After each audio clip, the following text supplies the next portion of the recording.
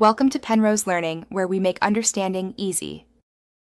In this video, I will explain how to change the door side on your Samsung dryer.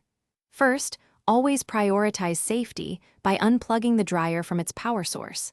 Next, gather your essential tools, a Phillips head screwdriver and a soft blanket or towel. This blanket will protect the door from scratches when you set it down. Having these items ready makes the process much smoother.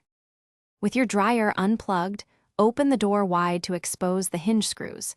You will typically find 2 screws holding each hinge to the dryer's main frame. Use your Phillips head screwdriver to remove these screws. Once they are out, gently lift the door straight up and off the hinge pins. Place the door safely onto your prepared soft surface to prevent any damage. Now, let's reverse the hardware on the door. Remove the hinges from their current position on the door and reattach them to the opposite side using the existing screw holes. Next, locate the door strike plate and its cover on the dryer frame, remove and reinstall it on the opposite side. Finally, transfer the door catch mechanism from one side of the door frame to the other, ensuring it aligns correctly. To reattach the door, carefully align the hinges with the new screw holes on the dryer cabinet.